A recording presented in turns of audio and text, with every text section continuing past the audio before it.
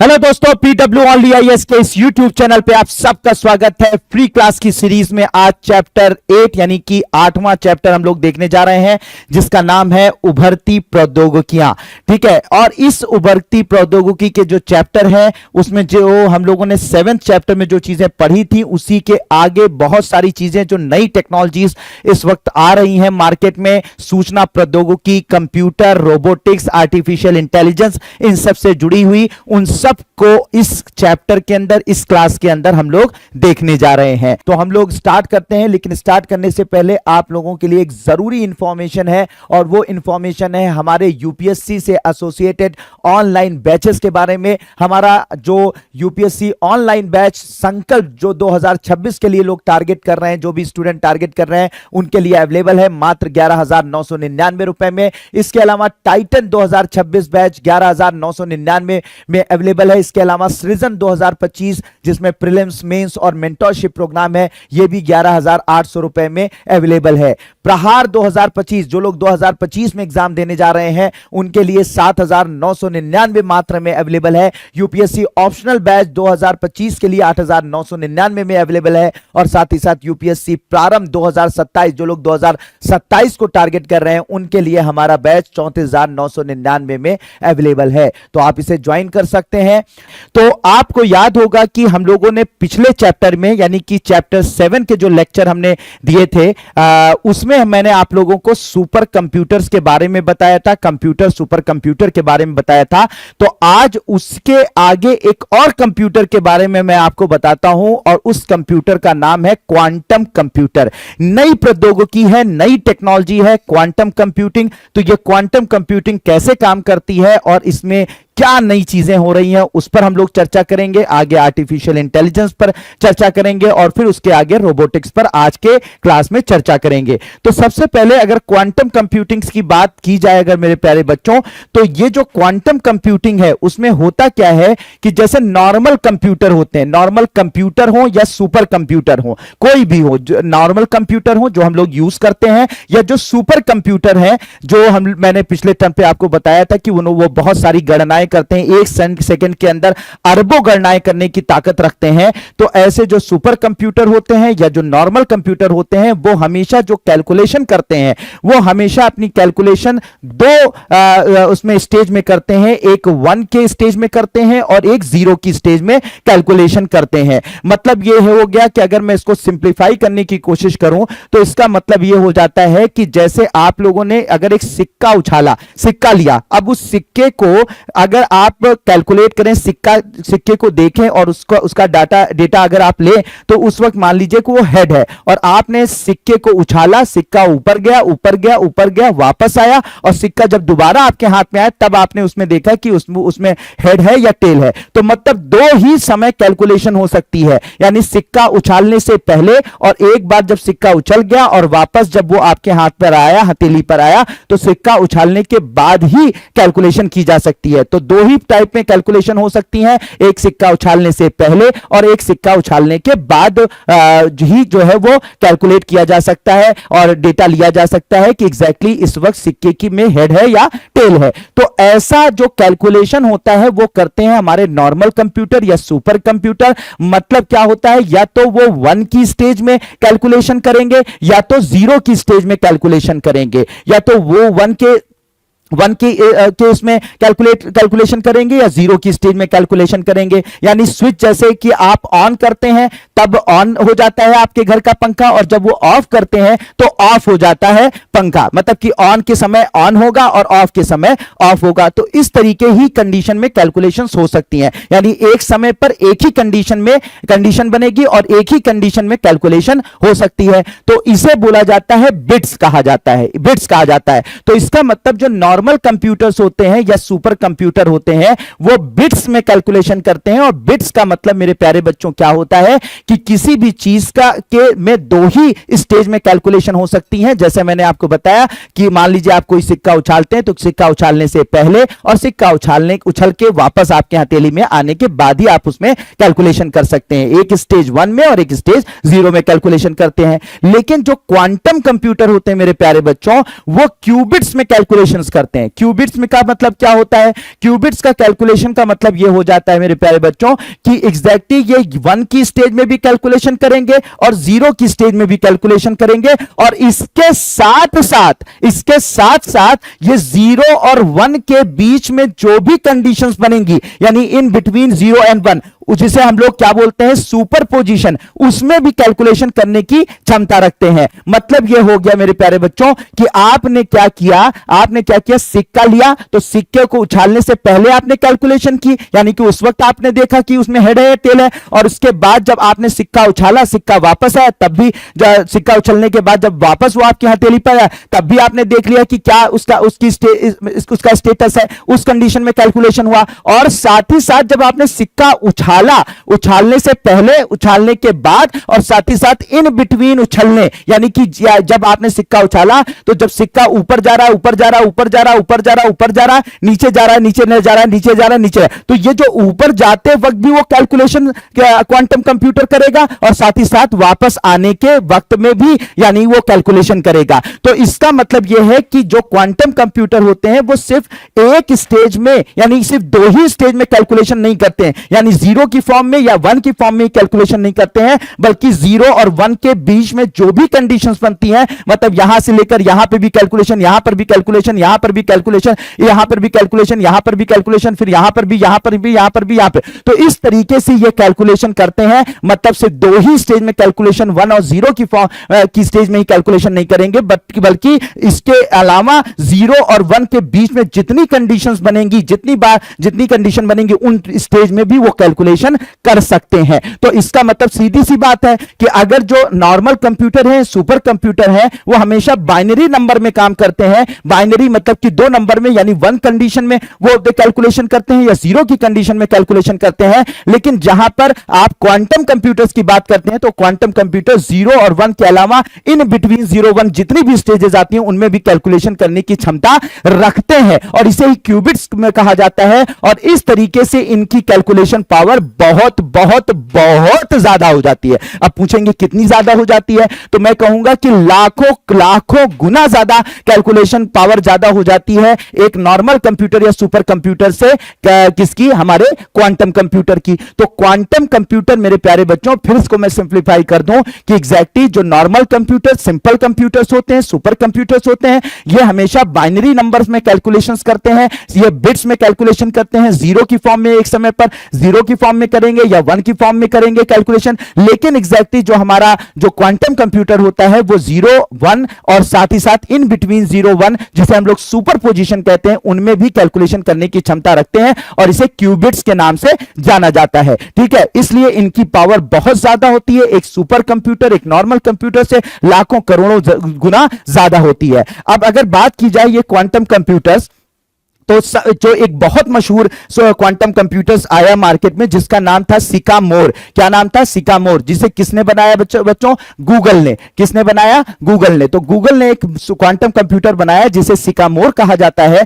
तो ये जो आप देख रहे हैं इस वक्त सुंदर पिचई जी को, जो ये लेकर ये यहां पर खड़े हुए हैं, तो ये क्वांटम कंप्यूटर ही आपको दिखाई पड़ रहा है। तो ये जो क्वांटम कंप्यूटर्स होते हैं मेरे प्यारे बच्चों, मैंने कहा कि बहुत ज्यादा पावरफुल होते हैं हमारे नॉर्मल कंप्यूटर से, नॉर्मल सुपर कंप्यूटर से। तो इसकी जो ये सिकामोर है, जो ये क्वांटम कंप्यूटर बनाया गया गूगल के थ्रू, जब इसकी कैलकुलेशन को जोड़ा गया मेरे प्यारे बच्चों, तो जब इसकी कैलकुलेशन को जोड़ा गया कि ये कैलकुलेशन कितना कर लेता है, तो इसको अभी कुछ सालों पहले सिर्फ 200 सेकंड के लिए इसको ऑन किया गया था। तो जब 200 सेकंड के लिए इसको ऑन किया गया था, तो जानते हैं इसने 200 सेकंड के अंदर जो कैलकुलेशन करी है, अब मैं जो आगे बात बताने जा रहा हूं उसके बाद आपके पैरों के नीचे जमीन खिसक जाने वाली है कि इस क्वांटम कंप्यूटर को जिसे गूगल ने बनाया, इसने जो कैलकुलेशन 200 सेकंड के अंदर करी है, 200 सेकंड सिर्फ इसको ऑन रखा गया, और 200 सेकंड के अंदर जो इसने कैलकुलेशन करी है, ये 200 सेकंड के अंदर कैलकुलेशन जो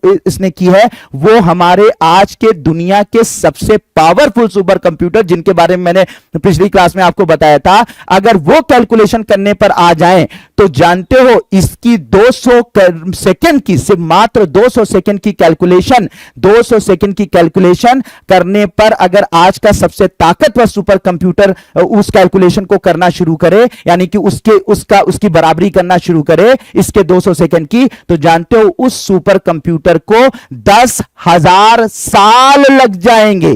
जरा इमेजिन करिए बेटा कि 10,000 साल लग जाएंगे। दुनिया का जो सबसे पावरफुल सुपर कंप्यूटर है, अगर इनके इस हम सिकामोर का के कैलकुलेशन की बराबरी करने पर आ जाए तो इसकी बराबरी, इसके 200 सेकंड की बराबरी करने के लिए आज के दुनिया के सबसे पावरफुल सुपर कंप्यूटर को 10,000 साल का वक्त लग जाएगा। और इसी को बोला जाता है क्वांटम सुप्रीमेसी कहा जाता है। क्या कहा जाता है बच्चों? क्वांटम सुप्रीमेसी कहा जाता है। तो ये जो सुपर कंप्यूटर है मेरे प्यारे बच्चों, अगर भविष्य के सुपर कंप्यूटर हैं और ये भविष्य में आ गए तो आज के सुपर कंप्यूटर का कोई वजूद नहीं बचेगा, क्वांटम कंप्यूटर। फिर सवाल ये उठता है कि सर आज की क्वांटम कंप्यूटर बनाए क्यों नहीं जा रहे हैं, क्यों ये काम क्यों नहीं कर रहे हैं? तो इसका जवाब ये है कि ये जो क्वांटम सुपर कंप्यूटर होते हैं, ये क्वांटम कंप्यूटर्स होते हैं, इनको बना पाना आसान काम नहीं होता है। इनको बहुत ही अलग लेवल पर काम करना पड़ता है और सबसे इंपॉर्टेंट बात है कि ये एब्सोल्यूट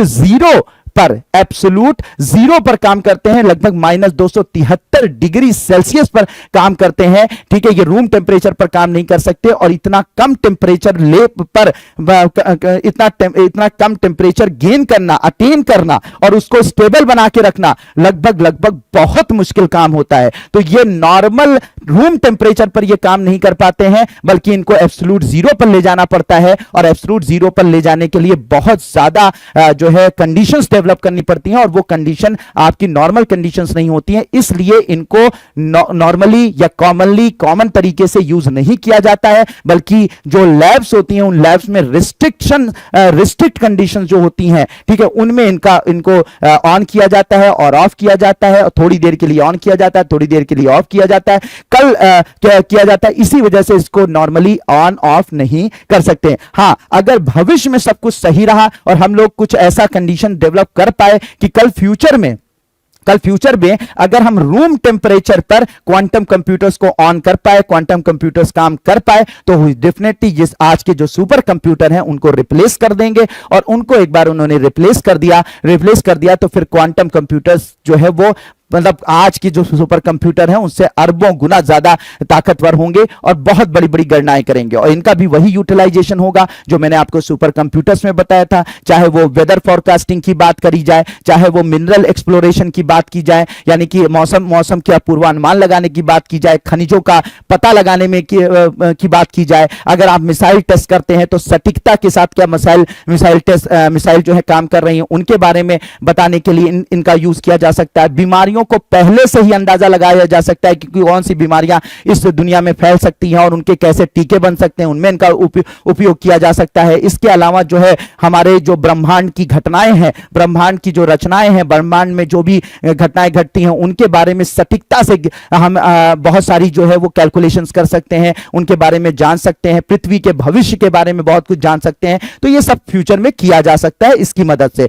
तो जो आज काम करने में हमारे सुपर कंप्यूटर हो सकता है साल या 2 साल का वक्त लगाते हो, ये हो सकता है कुछ सेकंड में वो काम कर दे। तो लेकिन ये अभी भविष्य की तकनीक है, अभी बिल्कुल नॉर्मली इसका उपयोग नहीं किया जा पा रहा है, लेकिन पूरी दुनिया के हर देश जो है वो क्वांटम कंप्यूटर और क्वांटम सुप्रीमेसी पर काम कर रहे हैं। तो होप मेरे प्यारे बच्चों ये बात आप लोगों को समझ में आई होगी और होप कि आप लोगों को मजा भी आया होगा। अब बात करते हैं बच्चों नई तकनीकों में आ जाता है आर्टिफिशियल इंटेलिजेंस। आर्टिफिशियल इंटेलिजेंस या इसे कृत्रिम बुद्धिमत्ता के नाम से जाना जाता है। तो देखिए बच्चों एक बात समझिए कि कृत्रिम बुद्धिमत्ता होती क्या है। सिंपल भाषा में आपको बताने की कोशिश करता हूं। देखो अगर मैं बात करूं कि जो मानव है तो मानव को हम लोग मानव सबसे सर्वश्रेष्ठ प्राणी माना जाता है। ये तो आपको पता होगा, हर धर्म ग्रंथ में वैसे भी हम लोग जानते हैं कि मानव जो है वो सर्वश्रेष्ठ प्राणी है। अब ये मानव सर्वश्रेष्ठ क्यों है? मानव सर्वश्रेष्ठ क्यों है? क्योंकि मानव के साथ जुड़ी हुई है बुद्धिमत्ता।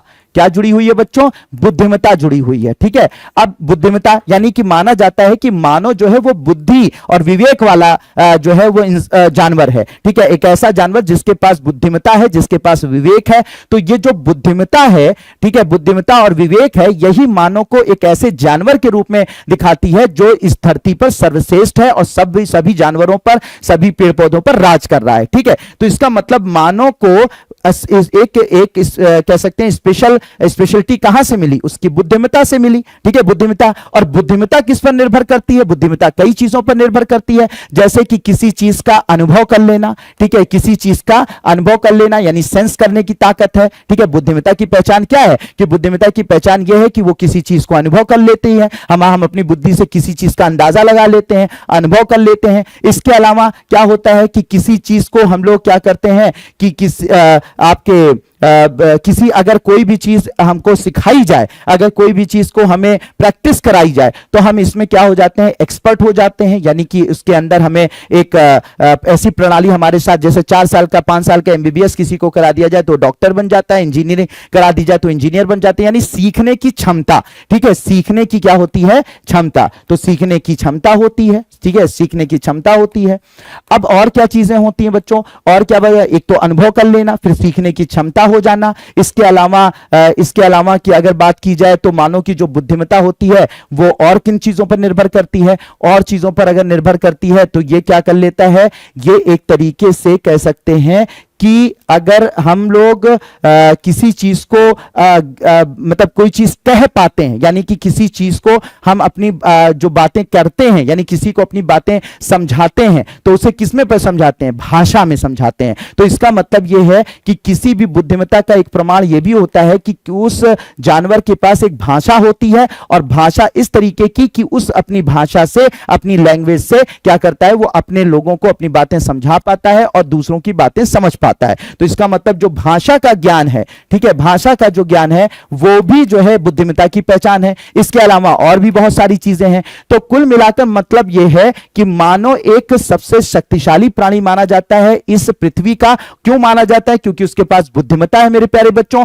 और ये बुद्धिमत्ता के बहुत सारे लक्षण होते हैं, जैसे किसी चीज का अनुभव कर लेना, किसी के बारे में सीखने की क्षमता, किसी भी प्रोजेक्ट के बारे में या किसी भी चीज के बारे में सीखने की क्षमता, भाषा का ज्ञान और भी बहुत सारी चीजें। यही क्या है? बुद्धिमत्ता के लक्षण है जो मानव के पास है, और इसी वजह से मानव जो है वो इस वक्त क्या कहलाता है? पूरी धरती पर राज करता है। अब हो क्या रहा है मेरे प्यारे बच्चों कि ये बुद्धिमत्ता के जितने भी लक्षण हैं, अनुभव कर पाना, सीखने की क्षमता कर पाना, भाषा का ज्ञान और भी सारी चीजें, इसे क्या किया जा रहा है आजकल इसी बुद्धिमत्ता के, मानव के बुद्धिमत्ता के ये जो लक्षण है, मानव के बुद्धिमत्ता के सारे लक्षणों को मेरे प्यारे बच्चों क्या किया जा रहा है? आजकल मशीनों के साथ जोड़ दिया जा रहा है। किसके साथ जोड़ दिया जा रहा है? मशीनों के साथ जोड़ दिया जा रहा है। और जब मशीनों के साथ कैसे जोड़ा जा रहा है? अनुभव, किसी चीज को अनुभव करने के लिए डिफरेंट टाइप के सेंसर्स डेवलप किए जा रहे हैं। ठीक है, सीखने की क्षमता को डेवलप करने के लिए बहुत सारे सॉफ्टवेयर्स डेवलप किए जा रहे हैं।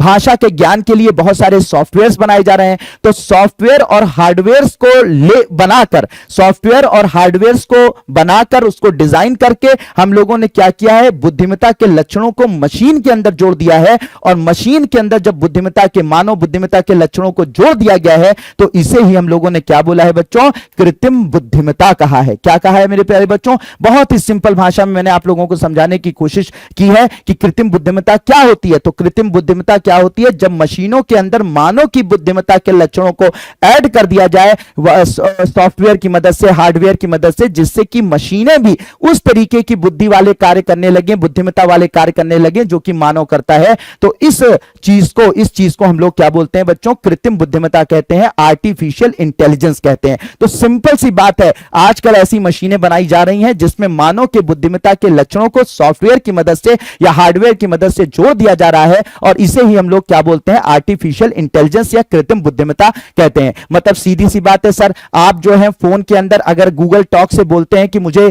यहां का रास्ता बता दो, और वो तुरंत आपकी बात को समझकर, आपकी लैंग्वेज, आपकी भाषा को समझकर अगर वो आपको रास्ता दिखा रही है, तो ये भी कृत्रिम बुद्धिमत्ता है कि नहीं है? कृत्रिम बुद्धिमत्ता है। इसके अलावा आप जो है वो सिर्फ एक ताली बजा देते हैं और ताली बजाने से आपके कमरे की लाइट बुझ जाती है या जल जाती है, तो यह भी कृत्रिम बुद्धिमत्ता है। पहले लाइट किसी को कहते थे तो मानो अपनी बुद्धि से सोचकर जाकर प्लग को ऑन करता था या ऑफ करता था, और वो ऑफ करता था, एक इंसान की बुद्धिमत्ता का यूज होता था। आजकल क्या हो रहा है, सेंसर्स ऐसे लगे हुए हैं कि आपकी ताली की आवाज को सेंस करके वो समझ जाएंगे कि एग्जैक्टली जो है वो हमें कमरे की जो है लाइट को बंद करना है, तो लाइट को वो बंद कर देंगे, मतलब वो सेंसर्स जो है वो लाइट को क्लोज कर देंगे, उस सर्किट को ऑफ कर देंगे और लाइट क्लोज हो जाएगी। तो ये भी बुद्धिमत्ता है, इसे भी आर्टिफिशियल इंटेलिजेंस के अंदर रखेंगे। इसके अलावा इस वक्त जो कारें चलाई जा रही हैं, बिना ड्राइवर लेस कारें चलाई जा रही हैं, या ड्राइवर है भी तो उसके अंदर ऐसे सिस्टम बने हुए हैं कि वो कृत्रिम बुद्धिमत्ता यानी आर्टिफिशियल इंटेलिजेंस के दम पर वो सारी की सारी चीजों को मैनेज कर लेती थी। जो काम पहले एक ड्राइवर करता था, वही काम जो है आजकल आर्टिफिशियल इंटेलिजेंस सॉफ्टवेयर और हार्डवेयर मिलकर इस तरीके से डेवलप कर दिए गए हैं कारों के अंदर कि आपको ड्राइवर को बैठने की भी जरूरत नहीं है। ड्राइवर बैठे नहीं बैठे, कार अपने आप जो है वो अपने रास्ते को, उसको सिर्फ डेस्टिनेशन डाल दीजिए, वो अपने रास्ते पर जाते हुए अपने लक्ष्य को तक पहुंच जाएगी। तो ये भी कृत्रिम बुद्धिमत्ता है। ठीक है, पहले आप लोग मशीनों को मशीन में वॉशिंग मशीन के अंदर क्या, पहले आप लोग जब कपड़े धुलते थे तो बाल्टी के अंदर क्या करते थे, पानी डालते थे, सर्फ डालते थे, उसमें फिर थोड़ी देर के लिए जो है कपड़े भिगोए रहते थे, फिर कपड़े को मलते थे और उसके बाद क्या करते थे, पानी से धुलते थे और फिर पानी से धुलने के बाद उनको सुखाते थे, यही काम करते थे। तो इसमें मानव बुद्धिमत्ता का उपयोग हो रहा था। अब क्या हो रहा है, आर्टिफिशियल इंटेलिजेंस बेस्ड जो है वो आपकी वॉशिंग मशीन्स आ रही हैं जिनके अंदर सिर्फ आप कपड़ा डाल दीजिए और बता दीजिए कि कपड़ा जो है कॉटन है या जीन्स है, कुछ भी है, डाल दीजिए, वो अपने आप अपने हिसाब से जो है उतना जितना पानी डालना होगा पानी डाल लेंगी, उतना सर्फ डालना होगा सर्फ डाल लेंगी, उतना जो है जितनी देर उनको मलना होगा वो मल देंगी, और जितना देर उनको खंगालना होगा कपड़े को उतनी देर खंगाल लेंगी और उसके बाद उसको सुखाकर आपको प्रोवाइड कर देंगी। तो ये है, ये भी एक आर्टिफिशियल इंटेलिजेंस है। आ रही बात है? तो मतलब ये है कि जो काम इंसान अपनी बुद्धिमत्ता से आज से पहले करता था, वही काम जो है सॉफ्टवेयर और हार्डवेयर की मदद से मशीनों के अंदर उसी बुद्धिमत्ता के लक्षणों को डेवलप कर दिया गया है और इसे ही कृत्रिम बुद्धिमत्ता के नाम से जाना जा रहा है। तो होप मेरे प्यारे बच्चों की कृत्रिम बुद्धिमत्ता क्या होती है, यह आपको सिंपल वे में, सिंपल लैंग्वेज में यह बात आपको समझ में आ गई होगी। कृत्रिम बुद्धिमत्ता क्या होता है? तो इसकी जो शुरुआत हुई थी 1950, यानी कि 1950 से इसकी शुरुआत हुई थी, और जो इसमें विभिन्न प्रकार के आर्टिफिशियल इंटेलिजेंस के प्रोग्राम बनाए गए, आर्टिफिशियल इंटेलिजेंस से संबंधित बहुत सारी जो है वो सॉफ्टवेयर बनाए गए, और फिर उसके बाद क्या हुआ, आर्टिफिशियल इंटेलिजेंस का विकास हुआ। तो ये सॉफ्टवेयर और हार्डवेयर की मदद से ये सब किया जाता है। और जब हम कभी भी कोई भी आर्टिफिशियल इंटेलिजेंस की बात करते हैं, ये सब बातें मैंने आपको ऑलरेडी बता दी कि सबसे पहले जैसे नेचुरल लैंग्वेज प्रोसेसिंग है, ठीक है, एक्सपर्ट सिस्टम है, यानी कि हम लोग सॉफ्टवेयर और हार्डवेयर की मदद से मशीनों के अंदर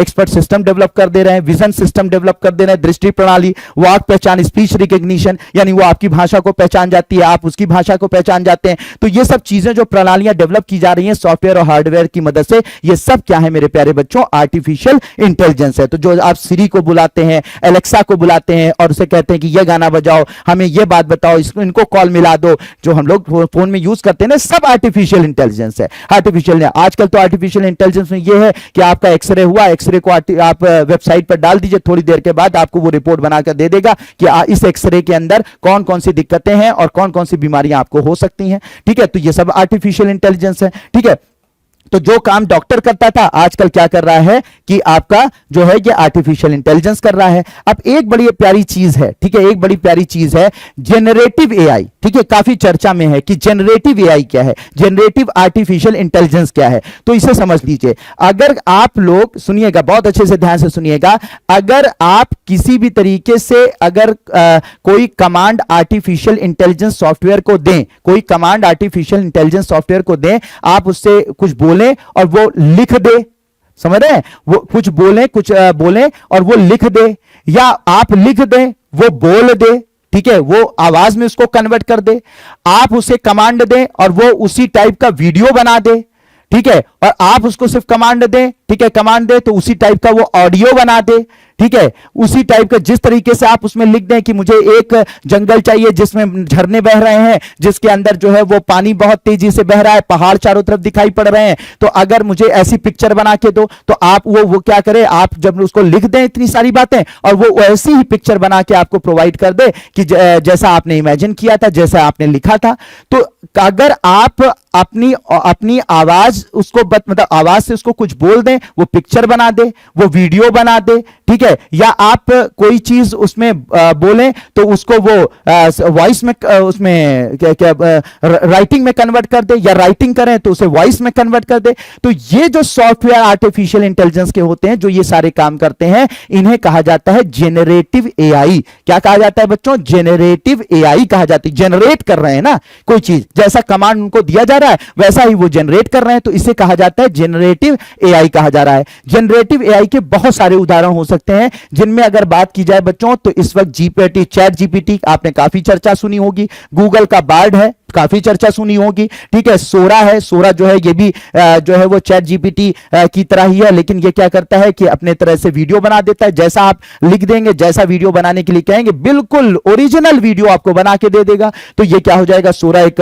जनरेटिव एआई है, ये वीडियो बना देता है, डाले है, ठीक है। ये और अगर भारत की बात की जाए तो भारत का पहला जो जनरेटिव एआई सॉफ्टवेयर है उसका नाम क्या है बच्चों? कृत्रिम है। क्या नाम है बच्चों? कृत्रिम है। भारत का पहला एआई मॉडल जो क्या करता है कि आपके जो है वो कंटेंट को टेक्स्ट में बदल देता है, टेक्स्ट को स्पीच में बदल देता है, स्पीच को वीडियो में बदल देता है। तो ये कौन सा है? कृत्रिम। तो ये जो चैट जीपीटी है, गूगल का बार्ड है, सोरा है, डाले है, कृत्रिम है, ये सब क्या है? जनरेटिव एआई के उदाहरण है। और इनमें जो सबसे ज्यादा चर्चा में रहता है वो है चैट जीपीटी। चैट जीपीटी कहां का है? सॉरी, किस कंपनी का है? चैट जीपीटी एक कंपनी है, open AI. Open AI company का चैट जीपीटी सॉफ्टवेयर है। और ये चैट जीपीटी सॉफ्टवेयर क्या करता है बच्चों?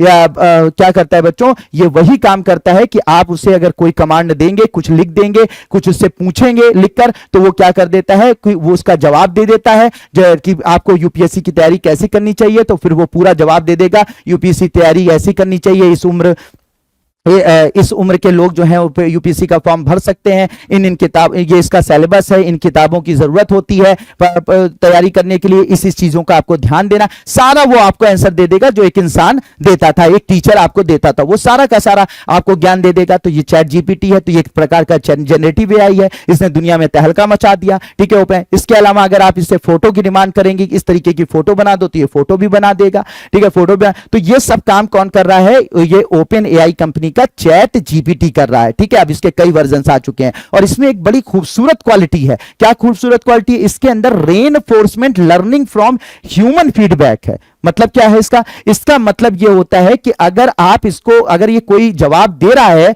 मान लीजिए इसने बताया कि बेस्ट बुक फला फला है, ठीक है, और आपको समझ में आ रहा है कि ये बुक जो है वो ये गलत बता रहा है, ये सही में इस सब्जेक्ट को पढ़ने के लिए ये बुक सही नहीं है, तो ऐसी कंडीशन में अगर आप उसको कुछ सजेस्ट करते हैं, कुछ बताते हैं कि नहीं इसकी जगह पर अगर ये बुक पढ़ी जाए तो ज्यादा बेहतर आपको रिजल्ट मिल सकेगा, तो ये क्या करता है? ऐसे कई जगहों से फीडबैक लेता है और उसको लगता है कि वाकई में आपने जो कमेंट किया था कि अगर उस बुक की जगह जो ये बता रहा था उसकी जगह पे मेरी बताई बुक, यानी मैंने जो उसको सजेस्ट किया है वो, मतलब मैंने जो सजेस्ट किया वो बुक ज्यादा बेहतर है, तो वो बहुत सारे फीडबैकों को देखते हुए अपने अंदर सुधार कर लेता है और अगली बार किसी को बताएगा तो पर्टिकुलर सब्जेक्ट की पर्टिकुलर जो पुराना वो बताता था बुक, वो नहीं बताएगा, बल्कि नई वो बुक बताएगा जो कि ज्यादातर लोगों ने फीडबैक दिया कि इस बुक से पढ़ा जाए तो और बेहतर रिजल्ट आ सकते हैं। तो ये क्या होता है कि reinforcement learning from human feedback, यानी ह्यूमन जो फीडबैक इसको देता है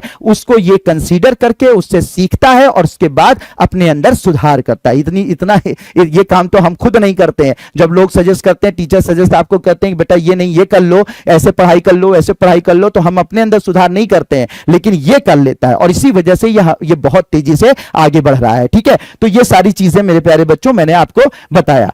अब इस तरीके से अगर बात की जाए तो अभी जैसे एक खबर आई थी कि जो है वो जो रिलायंस जियो है, रिलायंस जियो भी क्या काम करने जा रहा है कि एक एआई चैटबॉट लॉन्च करने जा रहा है जिसका नाम हनुमान है। ये भी क्या काम करेगा? टेक्स्ट को स्पीच में, स्पीच को टेक्स्ट में, टेक्स्ट को वीडियो में, वीडियो को टेक्स्ट में, तो बहुत सारी चीजें कर सकता है। तो ऐसा ही एआई चैटबॉट लॉन्च करने का प्लान बनाया था। किसने बनाया था? रिलायंस ने बनाया था। रिलायंस जियो रिलायंस ने बनाया था। रिलायंस की एक कंपनी है जो आर्टिफिशियल इंटेलिजेंस पर काम करती है जिसका नाम है जियो ब्रेन। क्या नाम है? जियो ब्रेन। तो रिलायंस की कंपनी है, कंपनी का नाम जियो ब्रेन है और उसने वो आर्टिफिशियल इंटेलिजेंस पर काम करती है। और तो उसने अभी मतलब ये बात बताई है, मतलब एक तरीके से उन्होंने अनाउंस किया है कि बहुत जल्दी जो है वो एक हनुमान नाम का सॉफ्टवेयर लॉन्च करेंगे जो कि जेनरेटिव एआई सॉफ्टवेयर होगा। ठीक है बच्चों, तो होप कि ये बात आपको समझ में आ गई होगी। इसके अलावा अभी हाल फिलहाल में बहुत ज्यादा चर्चा में रहा सुवस सॉफ्टवेयर।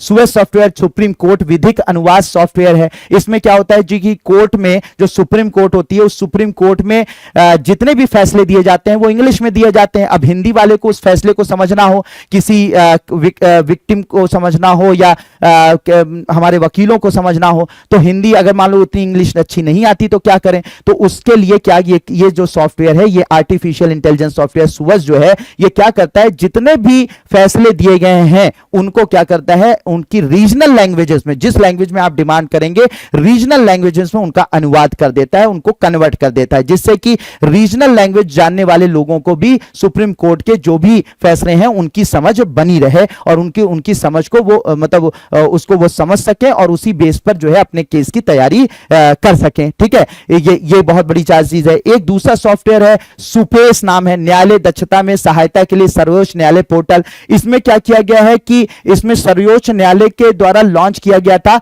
और इसमें क्या है कि एक ऐसा ऐतिहासिक प्रयास था जिसमें क्या किया गया था, जितने भी फैसले हैं उनको, उस फैसले को एक तरीके से कह सकते हैं कि उन फैसलों को कैटेगराइज करने का काम किया गया था। मतलब आपको मान लीजिए कोई क्रिमिनल केस है, कोई पर्टिकुलर केस है, उसके बारे में सर्च करना है तो आप सर्च में डालिए तो वो पर्टिकुलर केस में जितने भी फैसले सुप्रीम कोर्ट ने किए हैं वो आ जाएगा, आपकी लैंग्वेज में आ जाएगा और फिर आप उससे पढ़कर अपने केस के बारे में समझ सकते हैं। तो सुवस और सुपेस जो सॉफ्टवेयर है वो आर्टिफिशियल इंटेलिजेंस सॉफ्टवेयर है जो इस वक्त कानून में हमारे कानून को पढ़ने में, कानून की समझ बढ़ाने में या केसों को लड़ने में जो है वो मदद कर रहा है। ठीक है बच्चों, तो ये सारी की सारी चीजें यहां पर थी। अभी हाल फिलहाल में बच्चों केंद्रीय मंत्रिमंडल ने इसी साल जो है वो कृत्रिम बुद्धिमत्ता इनोवेशन इकोसिस्टम को मंजूरी दी है। ये जो इकोसिस्टम है इसमें कृत्रिम बुद्धिमत्ता इनोवेशन इकोसिस्टम को बढ़ावा देने के लिए इंडिया एआई मिशन लॉन्च किया है। क्या नाम मिशन लॉन्च किया है बच्चों? इंडिया एआई मिशन लॉन्च किया है जिसके लिए 10,300 करोड़ रुपए दिए गए हैं। इससे क्या होगा कि भारत में आर्टिफिशियल इंटेलिजेंस या कृत्रिम बुद्धिमत्ता के लिए माहौल तैयार किया जाएगा, बेस तैयार किया जाएगा। ठीक है, जगह जगह पर रिसर्च को बढ़ावा दिया जाएगा, जगह जगह पर नए सॉफ्टवेयर बनाने को प्रमोट किया जाएगा, नए तरीके के जनरेटिव एआई को डेवलप करने की बात की जाएगी। जन जन तक आर्टिफिशियल इंटेलिजेंस की मदद से उन इंटेलिजेंस को पहुंचाया जाएगा जिससे कि उनके कामों को आसान किया जा सके। तो आर्टिफिशियल इंटेलिजेंस और उससे जुड़े हुए इनोवेशन, उससे जुड़े हुए उद्यमिता, इन सब को बढ़ावा देने के लिए इंडिया एआई मिशन को इसी साल केंद्रीय मंत्रिमंडल ने लॉन्च कर दिया है और इस तरीके से पूरे देश में एआई के लिए एक पॉजिटिव जो है वो एक काम किया जा रहा है जिससे कि फ्यूचर में हम लोग अन्य देशों से पिछड़ ना पाए बल्कि अन्य जो दुनिया में देश एआई पर काम कर रहे हैं उनके साथ कंधे से कंधा मिलाकर आगे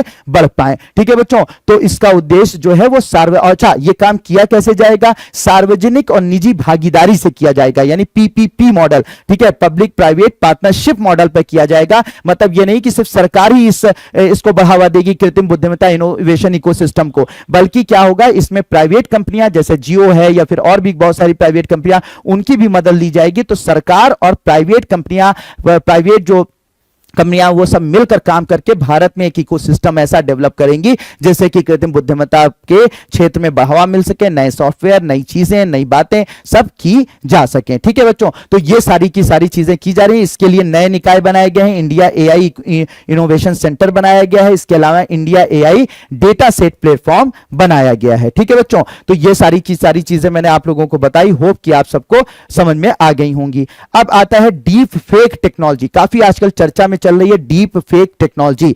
डीप फेक टेक्नोलॉजी में किया क्या जाता है, यह भी आर्टिफिशियल इंटेलिजेंस का कह सकते हैं निगेटिव यूज है, यानी कि नकारात्मक उपयोग किया जा रहा है आर्टिफिशियल इंटेलिजेंस का। उसमें क्या किया जाता है कि आपके उसमें होता क्या है कि आपके ही कोई वीडियोस, मान लीजिए आपका ही कोई वीडियो जो कि आपका इंटरनेट पर इस वक्त पड़ा हुआ है, तो इंटरनेट पर मौजूद कोई आपका वीडियो है, उस वीडियो को पहले क्या करते हैं, जो हैकर्स होते हैं उन सारे वीडियोस को एक साथ इकट्ठा करते हैं। इकट्ठा करने के बाद आर्टिफिशियल इंटेलिजेंस सॉफ्टवेयर में डाल देते हैं और फिर क्या होते हैं, वो सारे के सारे वीडियो आपके जो आर्टिफिशियल इंटेलिजेंस सॉफ्टवेयर होता है वो आपके हाव भाव को नोटिस कर लेता है कि आप कैसे बोलते हैं, कैसे बिहेव करते हैं, कितनी बार आप हाथ हिलाते हैं, कितने बार आप भवें सिकोड़ते हैं, कैसे आप आंख चलाते हैं। तो आपके जितने वीडियो हैं, मान लीजिए 10 वीडियो आपके इंटरनेट से उठाकर और आर्टिफिशियल इंटेलिजेंस सॉफ्टवेयर में डाल दिए जाएंगे। आर्टिफिशियल इंटेलिजेंस सॉफ्टवेयर क्या करेगा, उसको एनालाइज करेगा, आपकी सारे मूवमेंट को बहुत अच्छी तरीके से समझेगा,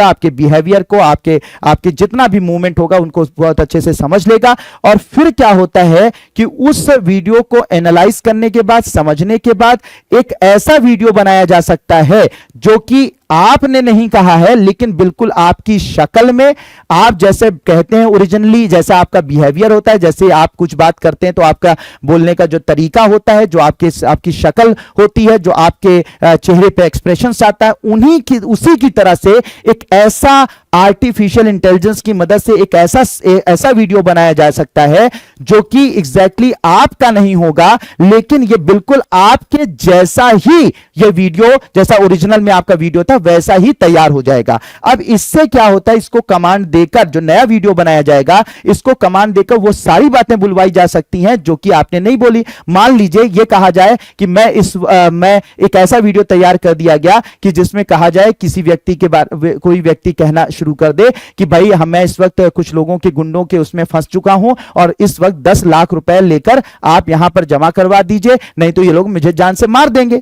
अब ये जो वीडियो आपके पास आएगा, इसको देखकर क्या होगा कि आपका कोई भी अगर क्लोज रिलेटिव है, वो क्लोज रिलेटिव का वीडियो आपके पास ऐसा आ गया तो आप घबरा जाएंगे। आप तुरंत जो है सोचें वाकई में, आप वीडियो थोड़ी ना गए भाई, आवाज कोई बदल सकता है, लेकिन बिल्कुल वीडियो में, लाइव वीडियो में ये बात कोई कह रहा है, कोई रिकॉर्ड करके भेज रहा है, तो ये तो गलत नहीं हो सकती है। और आप तुरंत क्या करेंगे कि 10 लाख रुपए वहां पर दे देंगे और बाद में ये पता चलेगा कि ये जो वीडियो था ये था ही नहीं, वो उसका ये जो है आर्टिफिशियल इंटेलिजेंस से तैयार किया गया था और इसमें जबरदस्ती की फिरौती मांगी गई, जबकि किसी को जो है वो किडनैप वगैरह नहीं किया गया था। जबरदस्ती की फिरौती मांगी गई, जबरदस्ती की फिरौती मांगकर और उसके बाद क्या किया गया कि आपसे पैसे, आपके रिश्तेदारों से पैसे उगा लिए गए। तो इसे कहा जाता है मेरे प्यारे बच्चों डीप फेक टेक्नोलॉजी। क्या कहा जाता है? Deep fake technology. तो डीप फेक टेक्नोलॉजी में आप ही के सोशल मीडिया से उठाए गए वीडियोस को आर्टिफिशियल इंटेलिजेंस सॉफ्टवेयर उनको एनालाइज करता है, एनालाइज करके नया वीडियो बनाता है और जैसा इसको कमांड दिया जाता है ये वही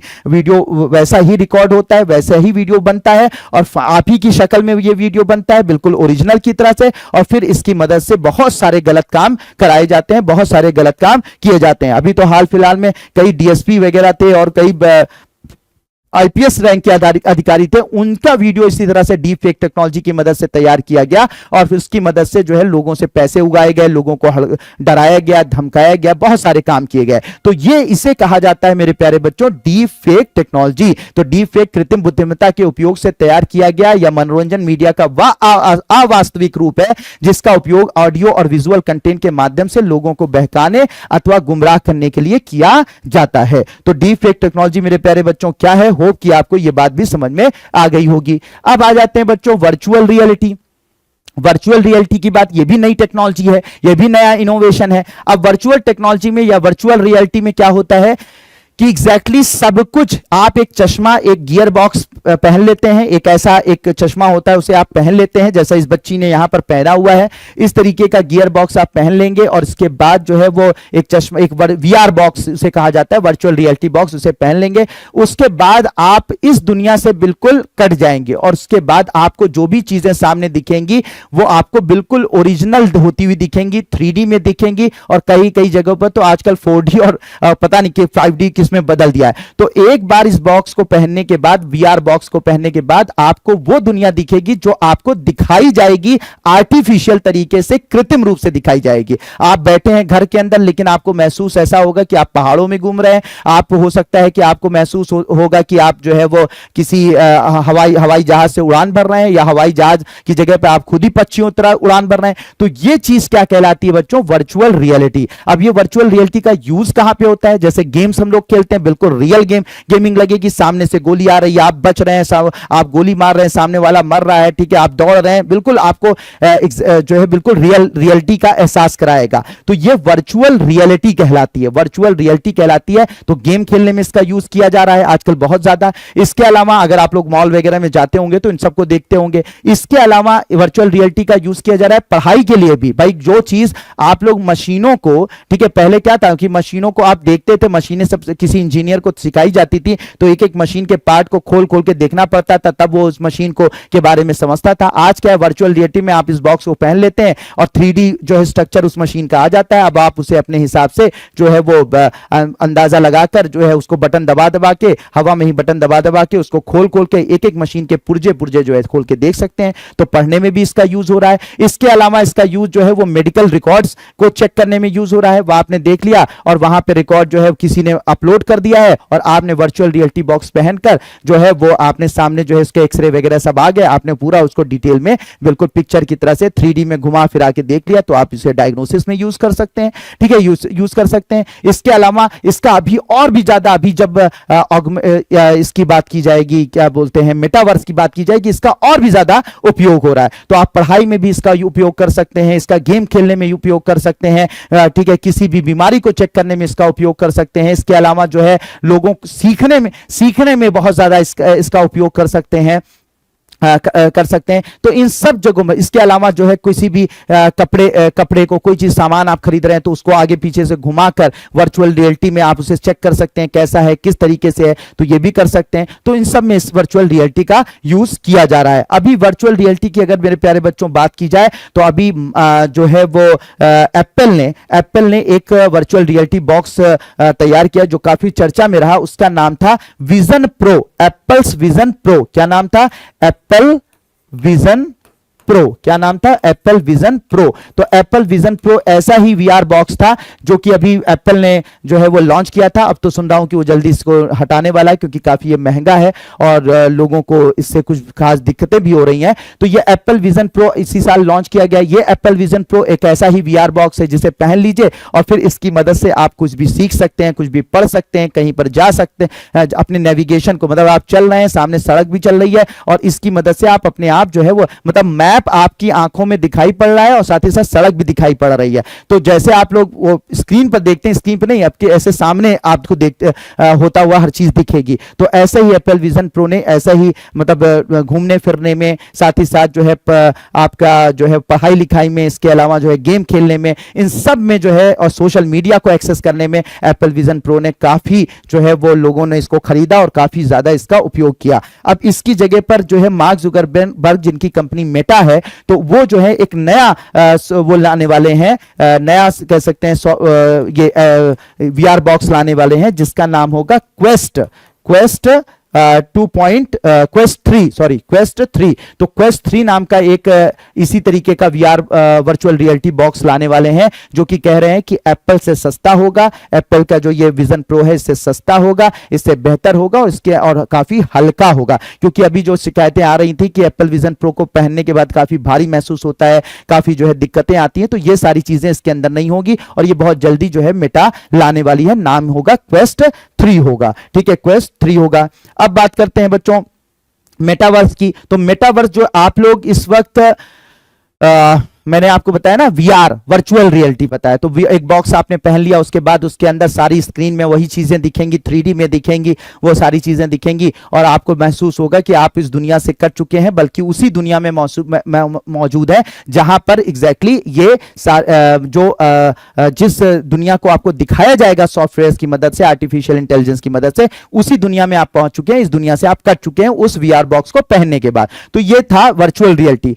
अब वर्चुअल रियलिटी को ऑगमेंटेड रियलिटी के साथ जोड़ दिया जा रहा है। अब ऑगमेंटेड रियलिटी का क्या मतलब होता है, ठीक है, मतलब वीआर को साथ वर्चुअल रियलिटी को ऑगमेंटेड रियलिटी के साथ जब जोड़ दिया जाता है तब निर्माण होता है किसका, मेटावर्स का। अब मेटावर्स में क्या होता है कि आपको सिर्फ दिखी नहीं, अब इसमें क्या होता है, मेटावर्स में सिर्फ दिखेगा ही नहीं, ठीक है, यानी कि वर्चुअल रियलिटी में चीजें सिर्फ दिख रही थी, ठीक है, आप महसूस करने मतलब ये आपको देखने पे लग रहा था आप उसी दुनिया में मौजूद हैं, सामने पहाड़ हैं, सामने फूल पत्तियां हैं, सामने जो है वो पानी है, ये सब आप देख सकते थे, ठीक है, आप सिर्फ आपका ब्रेन समझ रहा था कि हाँ आप उस दुनिया में हैं। लेकिन इस बार क्या होगा ना, ऑगमेंटेड रियलिटी भी इसके साथ जोड़ दी गई है। ऑगमेंटेड रियलिटी में क्या होगा कि सिर्फ आप देख नहीं पाओगे बल्कि वो चीज महसूस भी कर पाओगे। मतलब अगर मान लीजिए आप जंगल में जा रहे हैं तो हवा चलेगी, तो वो हवा जो है आप ऐसे कमरे में, यानी कि मेटावर्स की दुनिया का एक कमरा जैसा बना दिया जाएगा, उस कमरे में जैसे पहुंचेंगे वो ऐसी कंडीशंस बना दी जाएंगी कि आपने ये वीआर बॉक्स लगाया, मेटावर्स वाला बॉक्स,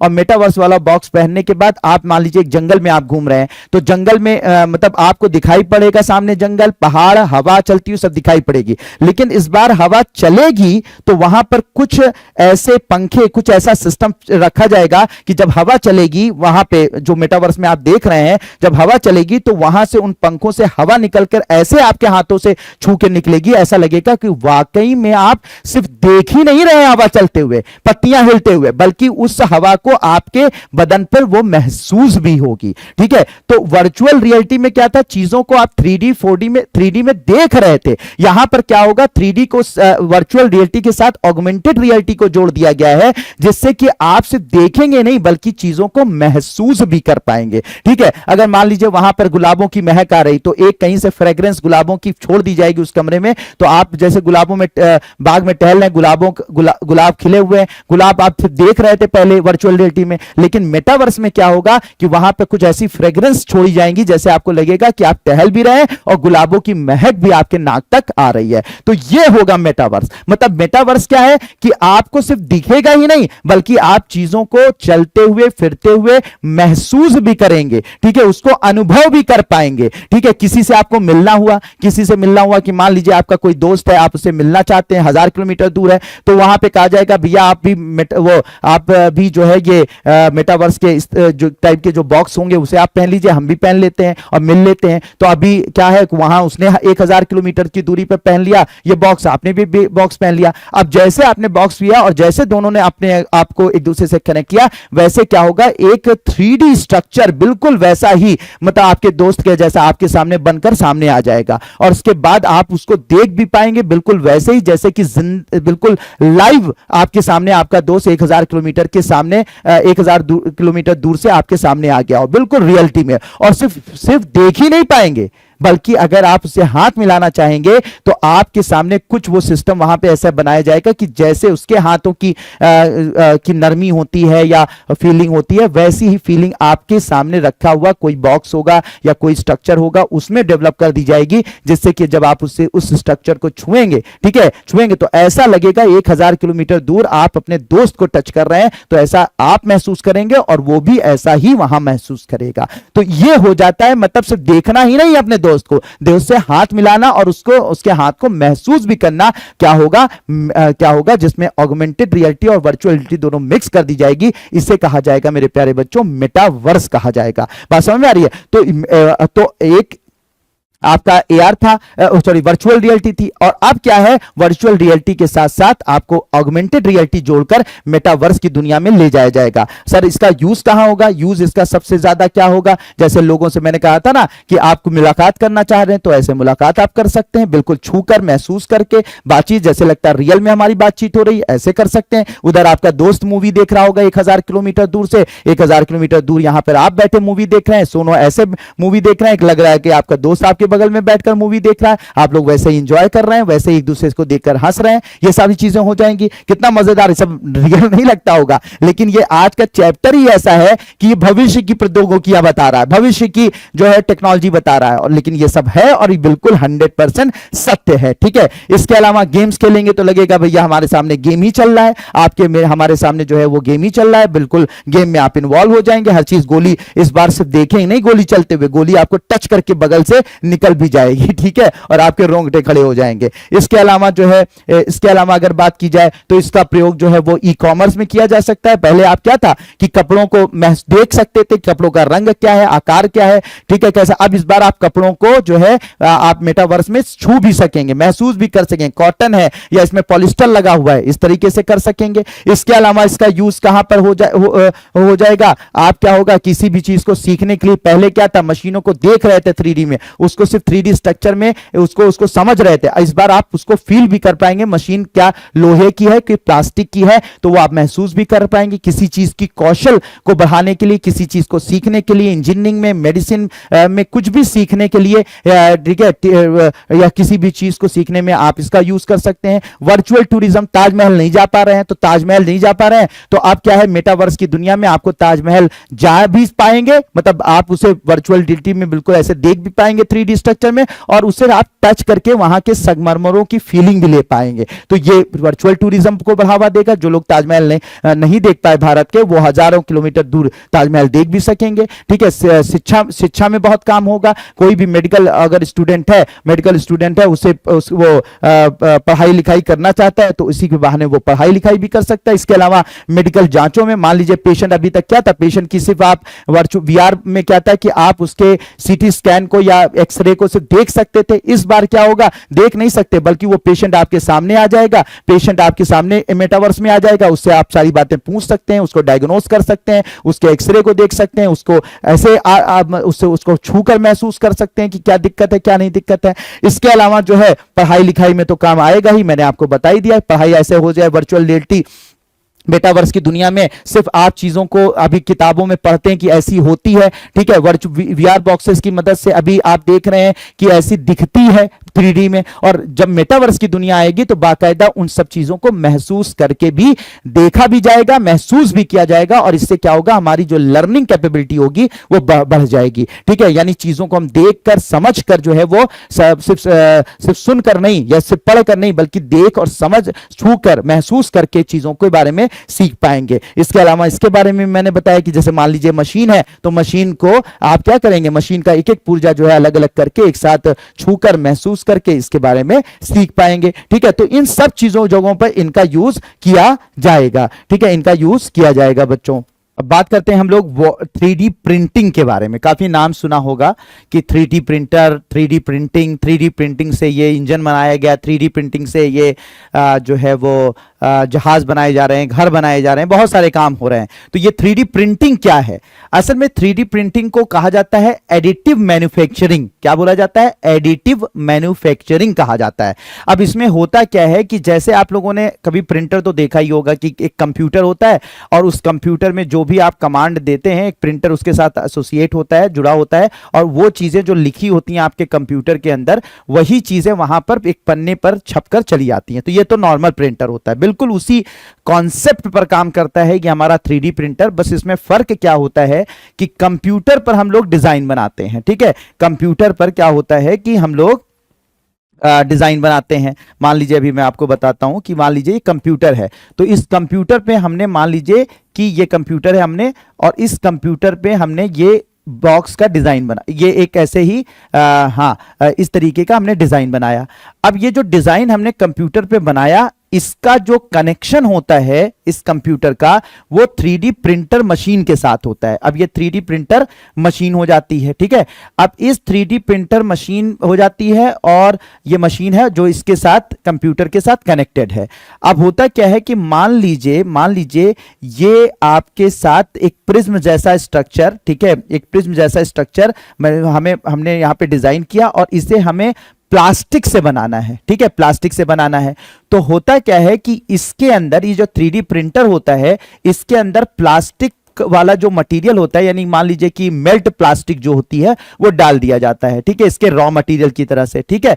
और उसके बाद जब हम कमांड देते हैं प्रिंटिंग का, तो होता क्या है कि इससे थोड़ी थोड़ी प्लास्टिक, जो ये मेल्ट प्लास्टिक होती है, वो निकलती जाती है, और जैसे जैसे ये यहां पर जिस तरीके से अरेंज है, यानी जिस तरीके से इसको 3D डिजाइन बनाया गया है, उसी तरीके से प्लास्टिक निकलती जाती है। तो थोड़ी सी ऐसी प्लास्टिक निकली और प्लास्टिक निकली और प्लास्टिक, जो मेल्ट प्लास्टिक है, जो गली हुई प्लास्टिक है, वो निकलती जाती है इससे, और ऐसे निकलती जाती है, ऐसे निकलती जाती है, ऐसे निकलती जाती है, निकलती जाती है, निकलती जाती है, और इस तरीके से ये स्ट्रक्चर, यानी 3D स्ट्रक्चर, यानी ये 3D प्रिज्म जो है प्लास्टिक का बनकर तैयार हो जाता है। तो एग्जैक्टली 3D प्रिंटर के अंदर रॉ मटेरियल वो भरते हैं जिस चीज से हमें वो चीज बनानी होती है। ठीक है, तो मान लीजिए इस पेन को बनाना हुआ, तो पेन बनी हुई है मान लीजिए मेटल से, तो मेटल जो है वो ऐसे निकलता जाएगा, अपने उस पे मेटल निकलता जाएगा, जैसा यहां पे डिजाइन इस पेन का बनाया जाएगा वैसा ही कमांड दे दिया जाएगा, मेटल अपने अंदर से मेल्ट मेटल, यानी कि जो पिघला हुआ मेटल होगा,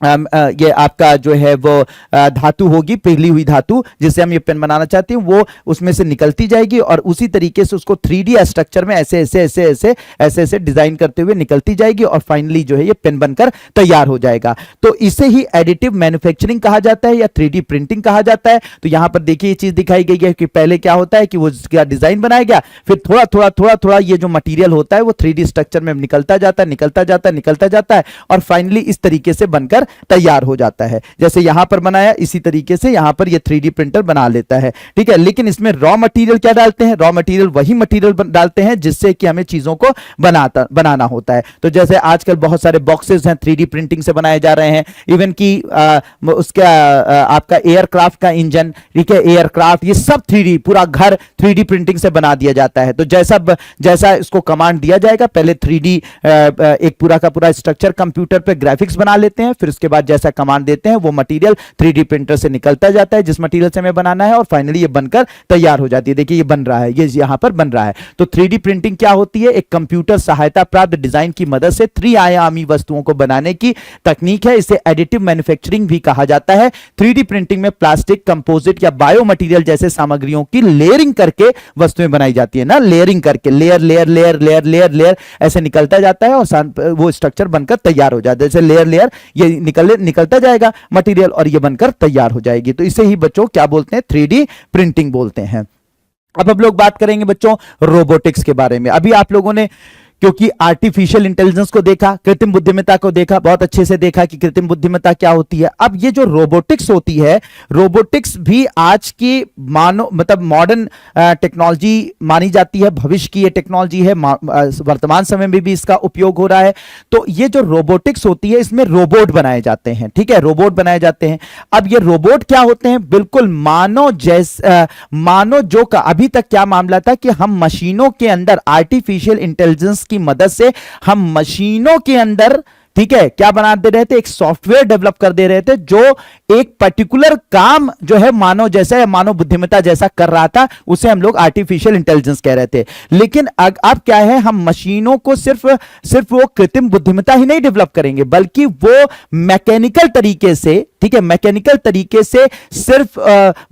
तरीके से वो काम भी करेंगी जो कि मानव कर सकता है। ठीक है, मतलब क्या हुआ कि अभी जैसे मान लीजिए कि कोई भी, पहले क्या था कि आपको स्कैन करके, आर्टिफिशियल इंटेलिजेंस में क्या होता है, स्कैन करके आपको रिपोर्ट बता देता था कि आपको यह बीमारी हुई है। लेकिन अब एक ऐसी मशीन हम डिजाइन कर दें, ठीक है, जिसमें आर्टिफिशियल इंटेलिजेंस भी की मदद से कि ऐसी मशीन बना दे जो कि उस बीमारी को सिर्फ डायग्नोज नहीं कर सकता, जरूरत पड़ने पर उसको सर्जरी करके, जैसे इंसान सर्जरी करके उसको सही कर देता है, वैसे ही जो है वो मशीन भी वो ऐसी मशीन बना दी जाए जो कि उसको सर्जरी करके बिल्कुल डॉक्टर की तरह से उस बीमारी को खत्म भी कर दे या उसको सही भी कर दे। तो मतलब क्या है कि अभी क्या था, सिर्फ आर्टिफिशियल इंटेलिजेंस में सिर्फ आप सॉफ्टवेयर की मदद से उस तरीके की बुद्धिमत्ता मशीनों के अंदर डेवलप कर रहे थे।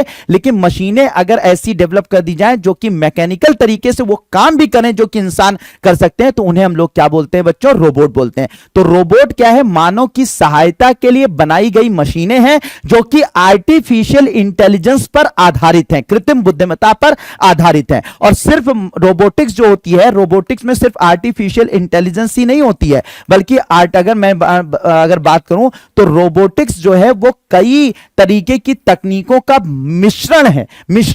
बहुत सारी जो तकनीकें हैं उनका मिश्रण है। अगर आप बात करेंगे रोबोटिक्स में, तो रोबोटिक्स में आर्टिफिशियल इंटेलिजेंस, कृत्रिम बुद्धिमत्ता भी यूज होती है। रोबोट्स को बनाने के लिए जो है वो आपको जो है मैकेनिकल इंजीनियरिंग भी आनी चाहिए, यानी कि मैकेनिकल जो है वो इंजीनियरिंग भी आनी चाहिए, उसकी भी जरूरत पड़ेगी, तभी तो आप उसके हाथ पांव या उसके जो रोबोट्स के पार्ट्स होते हैं वो बन पाएंगे। इसके अलावा आपको इलेक्ट्रिकल इंजीनियरिंग भी आनी चाहिए, तभी तो इसके सर्किट आप जोड़ पाएंगे। इसके अलावा इसके साथ साथ जो है वो मानो जो है वो कह सकते हैं कि जो साइकोलॉजी है, ठीक है, जो आपका मनोविज्ञान है, मनोविज्ञान जिसे हम लोग कह सकते हैं, वो भी आपको आनी चाहिए। ठीक है, मनोविज्ञान आना चाहिए। किसका विज्ञान? मानव का मनोविज्ञान भी आपको समझ में आना चाहिए, तभी तो आप ऐसे मशीनें बना पाएंगे जो कि इंसानों की व्यवहार को समझ सकें और उनके व्यवहार के हिसाब से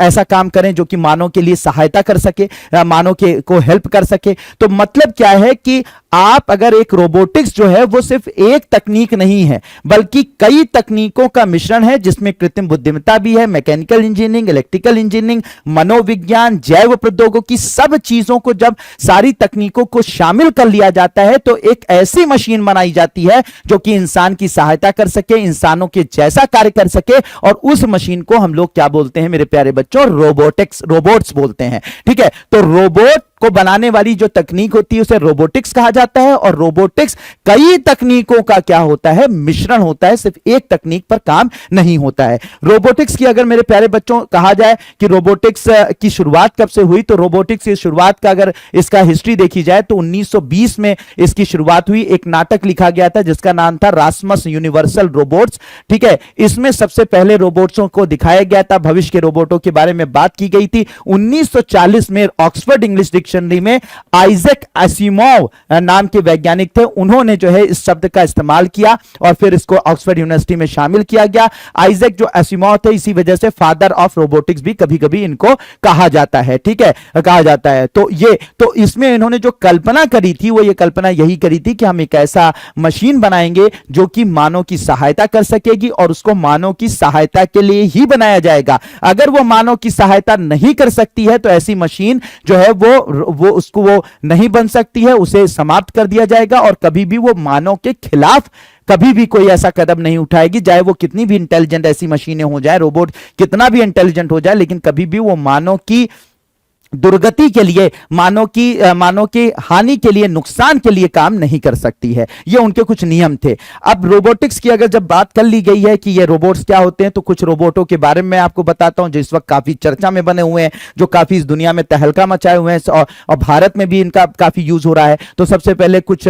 रोबोट्स के बारे में मैं बताऊंगा जिसके बारे में आपको सुनकर मजा आने वाला है, बहुत मजा आएगा। ठीक है, तो जैसे एक इरा नाम का रोबोट जो आपको इस वक्त स्क्रीन पे दिख रहा है, इरा नाम का रोबोट, ये एचडीएफसी। अब देखिए, इसमें ये जो मैं आपको रोबोट्स अभी 15-20 रोबोट्स बताऊंगा, ये बिल्कुल ताजा इस वक्त काफी चर्चा में, करंट अफेयर में बने हुए हैं, और इससे आपको पता भी चलेगा कि रोबोटिक्स का उपयोग आजकल हो कहां रहा है, कहां हो रहा है, किस किस जगह हो रहा है। तो आप ये भी इसकी मदद से पता कर पाएंगे कि कहां इनका इस्तेमाल हो रहा है, यानी इसका एप्लीकेशन, इसका अनुप्रयोग कहां हो रहा है, और साथ ही साथ आप नए रोबोटों को जो भारत में यूज हो रहे हैं वहां उनका भी, और साथ ही साथ अंतरराष्ट्रीय रूप में जो बहुत सारे ख्याति प्राप्त रोबोट हैं उनके बारे में भी आपको जानकारी मिल पाएगी। तो एक तो आपको एप्लीकेशन पता होगा और साथ ही साथ आपको उन रोबोट्स के बारे में भी पता होगा। जैसे इरा नाम का रोबोट है, तो अब ये इरा नाम का रोबोट जो है वो एचडीएफसी बैंक में इसको लॉन्च किया गया है, मुंबई की ब्रांच में, जहां पे ये इरा नाम का रोबोट जब आप पहुंचेंगे बैंक के अंदर, तो बैंक के अंदर ये आपकी सहायता करेगा, आपसे पूछेगा आप क्यों आए,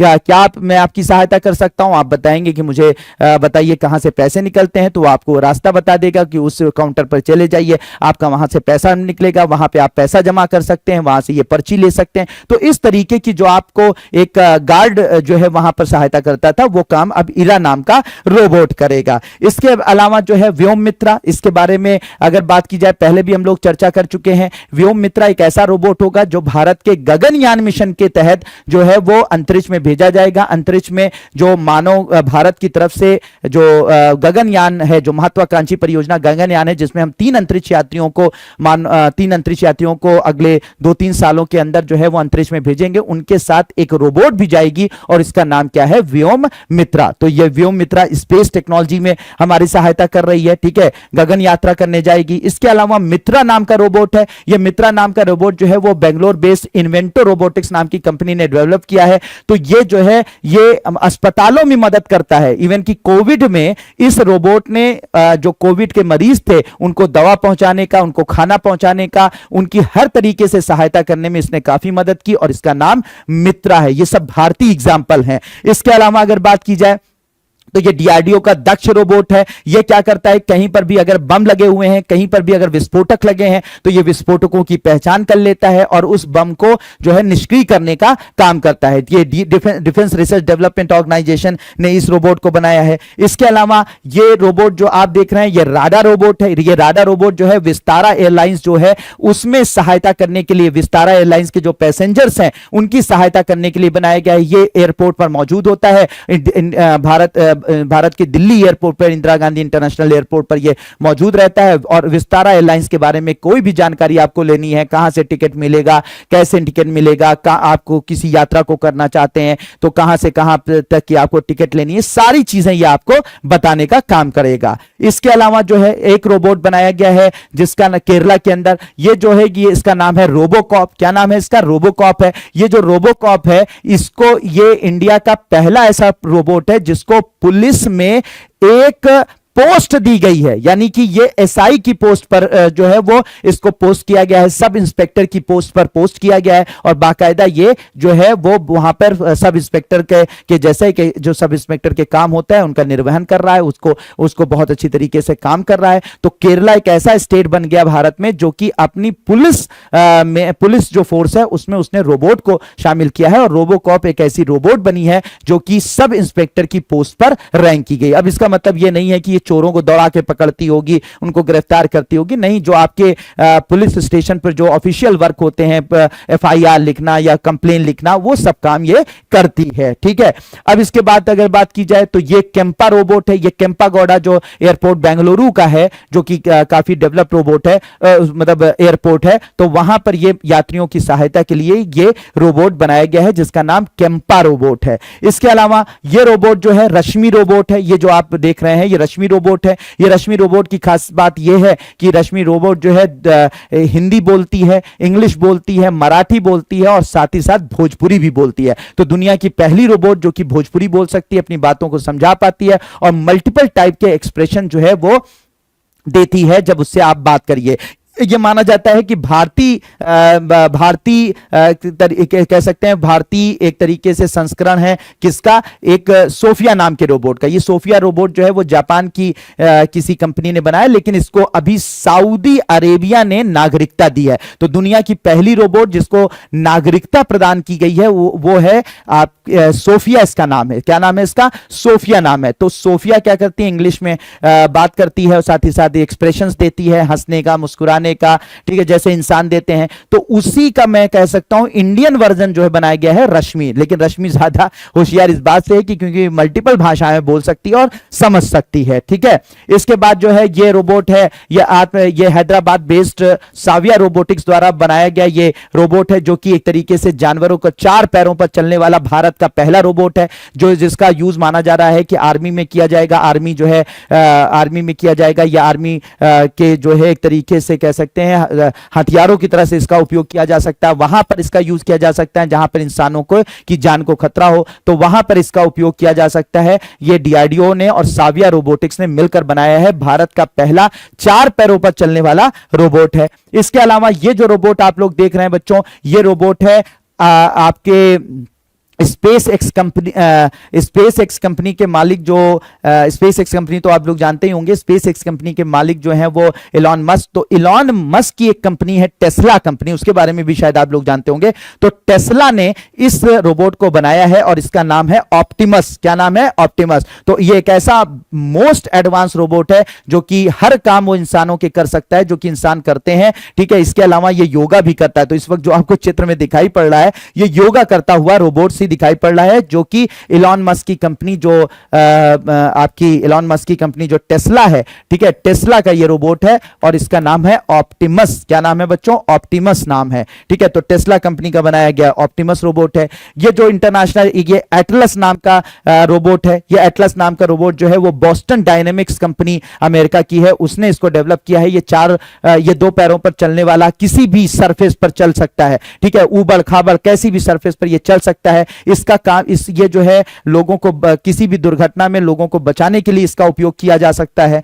इसके अलावा ये जो है पेपर रोबोट है, ये जो पेपर रोबोट है ये एक ऐसा ह्यूमनाइड रोबोट है जो कि लोगों से इंटरेक्ट करता है, बातें करता है, हंसी मजाक करता है, लोगों को इंटरटेन करने का काम करता है। तो ये जो रोबोट आपको देख रहे हैं इसको सॉफ्ट बैंक रोबोटिक्स ने डेवलप किया है और ये लोगों को इंटरटेन करता है, लोगों से के इमोशंस को समझता है, इमोशंस के हिसाब से बिहेव करता है। इसके अलावा ये आई कब रोबोट है, ये एक तरीके का बच्चा रोबोट है, यानी एक ऐसा रोबोट जो कि बच्चों की तरह व्यवहार करता है, रोता है, चलता है, फिरता है, जैसे बच्चे करते हैं वैसा ये रोबोट है, ठीक है। इससे जो है इटालियन इंस्टीट्यूट ऑफ टेक्नोलॉजी ने इसे बनाया है, नाम है इसका आई कब नाम है, ठीक है, आई कब नाम है। इसके अलावा ये जो रोबोट आप देख रहे हैं ये सी बॉट रोबोट है, ठीक है, ये सी बॉट रोबोट है जिसको भारत के राष्ट्रीय समुद्र विज्ञान संस्थान ने सी बॉट नामक एक रोबोट बनाया है जो कि पानी के अंदर जाएगा, अंदर जाकर जो पानी की सतह पर मौजूद, समुद्र की सतह पर मौजूद जो भी वो जीव जंतु हैं, पौधे हैं, उनका अध्ययन करेगा, वहां पे जो खनिज पदार्थ हैं उनका अध्ययन करेगा और साथ ही साथ जो प्रवाल भित्तियां इस वक्त जो हैं वो खराब हो रही हैं उनको बचाने में इसका काफी योगदान रहेगा। प्रवाल भित्तियों को फिर से जिंदा करना, फिर से उनको बचाने का काम, जो करने का काम इस रोबोट द्वारा किया जाएगा और यह राष्ट्रीय समुद्र विज्ञान संस्थान द्वारा बनाया गया है, नाम है इसका सी बॉट। इसके अलावा ये रोबोट जो आप देख रहे हैं ये एग्रोबॉट है, ये एग्रोबॉट नाम का रोबोट इन्होंने बनाया है।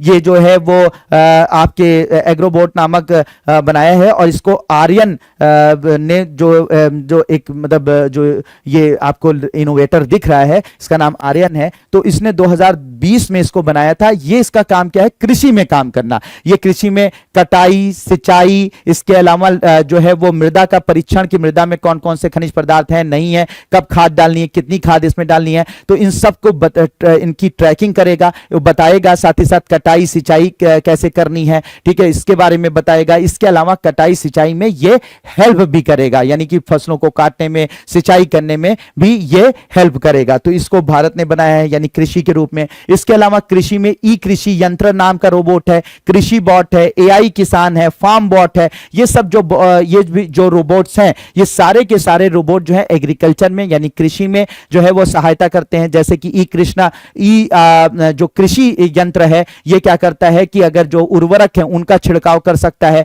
बीजों को बो सकता है, ठीक है, बीजों को बो सकता है, इन साथ ही साथ जो है खेतों में जो की जुताई कर सकता है। तो ई कृषि यंत्र इस तरीके से काम करेगा। कृषि बॉट जो है ये एक तरीके से कह सकते हैं कि जो फसलों में जो खरपतवार हो जाते हैं, जो कि अनावश्यक पौधे उगाते हैं, उनको हटाने का काम करता है। एआई किसान है, ये जो है वो आपके दवाओं का छिड़काव, साथ ही साथ इसके अलावा जो कृषि में जो भी दिक्कतें हैं, मतलब पौधों में जो भी दिक्कतें हैं किसी खेत के अंदर, उनको डायग्नोस कर लेता है कि इनको ये बीमारी है, इनके अंदर फर्टिलाइजर की कमी, मतलब इनको जो है खनिज पदार्थों की कमी है, इनको फर्टिलाइजर की आवश्यकता है, ये सब बता सकेगा। फार्म बोट है, ये क्रॉप की मॉनिटरिंग कर सकता है, यानी कि खेतों की मॉनिटरिंग करने में मदद करता है, ठीक है, खेतों की मॉनिटरिंग यानी कि जांच करने में मदद करता है, खेतों को कब पानी चाहिए, कब फर्टिलाइजर चाहिए, इन सब के बारे में बताने का काम करता है। तो ये सब कृषि में यूज होते हैं। देखिए ये सब देख रहे हैं रोबोट, ये सारा जो है वो रोबोट है, ये खेतों में दवा डाल रहा है। इसके अलावा ये जो है वो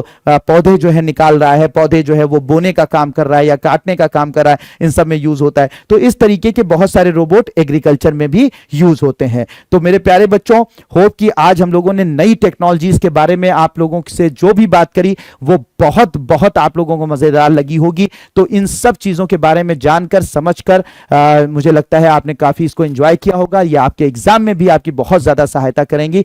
तो होप कि आज की क्लास आपने काफी एंजॉय की होगी। तो आज के लिए इतना ही रखते हैं बच्चों। तो thank you so much and may God bless you all.